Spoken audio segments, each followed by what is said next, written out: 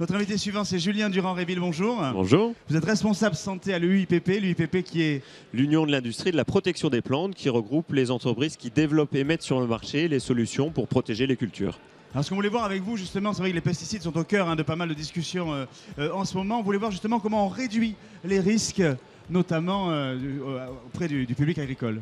Exactement. Alors il y a deux options qui s'offrent à nous et qui sont évidemment complémentaires. Pour réduire les risques des utilisateurs, il faut soit travailler sur les produits pour en réduire la dangerosité, soit travailler sur les expositions pour les réduire.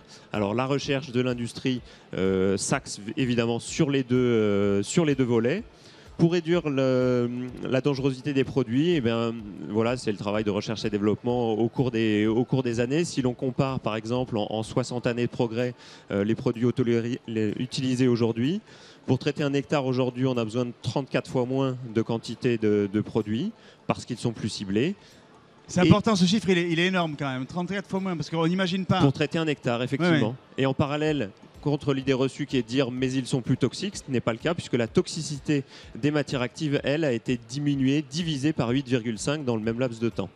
Mais ce sont des produits qui sont autorisés sur le marché, donc qui se dégradent malgré tout et qui sont dans des normes autorisées, c'est bien ça? Exactement, l'encadrement est assez réglementé, c'est d'ailleurs le plus réglementé, le plus strict au monde, comme le rappelle la Commission européenne régulièrement. C'est un processus qui avance dans le temps, puisque avec les nouvelles connaissances scientifiques, un certain nombre d'éléments requis dans les dossiers d'autorisation de mise sur le marché sont de plus en plus complets. Aujourd'hui, l'autorité administrative et scientifique va délivrer des autorisations de mise sur le marché pour 10 ans au maximum, c'est-à-dire que tous les 10 ans, les produits doivent repasser à la moulinette des nouvelles exigences, et si entre-temps des données scientifiques apparaissent, il peut y avoir une réévaluation anticipée qui est déclenchée. Alors comment on peut aller plus loin? Alors je vous l'ai dit, pour réduire les risques, on réduit la dangerosité des produits, donc des matières actives, mais également des formulations. Par exemple, vous avez peut-être votre machine à laver, vous avez des petits sachets hydrosolubles, ça peut être aussi le même type de concept. Il y a eu des travaux qui ont été réalisés également sur des granulés hydrosolubles. Quand vous les versez, il va pas y avoir de poussières qui vont être émises, comme des formulations plus anciennes sur des poudres par exemple. Et puis le deuxième volet, la réduction de l'exposition. Et là, c'est l'effort de tous, de toute la filière agricole, pour essayer de donner un certain nombre d'informations, de formations aux utilisateurs pour utiliser les bons gestes, les bonnes pratiques. Et là, je crois qu'il y a une plateforme, c'est ça qui est mis en place? Alors, on a un certain nombre d'outils qui sont développés. Sur l'ensemble de ces sujets-là, l'idée, c'est pas de rester, nous, industriels, seuls, mais c'est de co-construire avec l'ensemble de la filière agricole. Par exemple, on travaille sur des campagnes de prévention sur lesquelles on travaille depuis chaque année avec les partenaires de la filière agricole. Ici, par exemple, un tel outil de travail, ça se protège. Avec des belles mains d'agriculteurs sur le dessus. Exactement. L'objectif, c'est de travailler sur 4 objectifs. Améliorer l'information, faire en sorte que chaque utilisateur connaisse bien les conditions d'emploi bien spécifiques de chacun des produits. Travailler sur l'organisation du travail, parce que souvent c'est un petit peu dans la précipitation, donc faire en sorte de donner les bonnes règles pour anticiper les chantiers de traitement.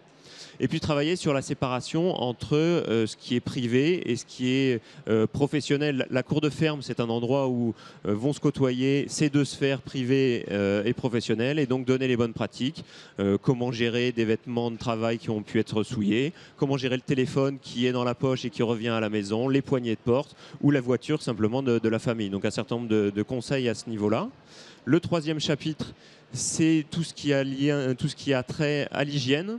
Quand on sait que 60 à 80% de l'exposition passe par les mains pour les opérateurs, 60 à 80%, c'est évident qu'un bon lavage des mains régulier va avoir un vrai rôle dans la diminution de l'exposition des opérateurs. Et donc, voilà, il y a un certain nombre d'autres outils. Un sticker qu'on peut mettre à côté du lavabo pour bien expliquer les différentes phases dans un bon lavage des mains. Ça, c'est quand on a une exploitation qui est assez grande et où on a des ouvriers agricoles, où évidemment on peut afficher ce genre de conseils. Mais est-ce que pour... on sait la taille des exploitations aujourd'hui sont beaucoup familiales. Est-ce que pour une exploitation de taille familiale, on peut aussi retrouver ces conseils sur d'autres types de supports? Alors exactement, l'objectif de la plateforme qu'on est en train de mettre en place, c'est de pouvoir fournir des outils, des documents, des éléments de formation qui vont être spécifiques en fonction des niveaux d'investissement des entreprises ou des exploitations, évidemment de la taille de ces exploitations. Donc c'est un vrai enjeu qu'on a à faire cette année. On était beaucoup sur des guides de bonnes pratiques. Donc vous voyez l'épaisseur. Évidemment, oui. C'est des documents qui sont extrêmement bien faits et qui donnent des règles. Vous devez porter des gants. L'objectif de cette démarche, ça va être d'aller un cran plus loin et donc de décrire les bons gestes qui vont permettre de résoudre les différentes règles. Quand on dit par exemple porter des gants, l'idée ça va être de développer des petits outils, des petites vidéos pour dire comment porter les gants, quels gants choisir, comment les entretenir, comment laver ses mains alors qu'on a encore les gants à la main. Tous ces éléments qui sont évidemment les gestes au quotidien qui permettent de répondre à ces bonnes pratiques agricoles. Et puis on a 2 autres gros projets sur lesquels on travaille aujourd'hui. Le premier qui est l'amélioration de la lisibilité des étiquettes. Parce qu'aujourd'hui, les agriculteurs se retrouvent devant des pavés réglementaires extrêmement complexes. Et l'objectif est de mettre autour de la table l'ensemble des industriels de la protection des plantes pour essayer de trouver des codes couleurs, des logos qui seraient communs pour favoriser et faciliter la lecture des agriculteurs. Et le dernier travail que l'on mène aujourd'hui, c'est un travail de standardisation des bidons. Vous le savez peut-être, mais il y a des progrès et des projets d'innovation en termes de machinisme agricole.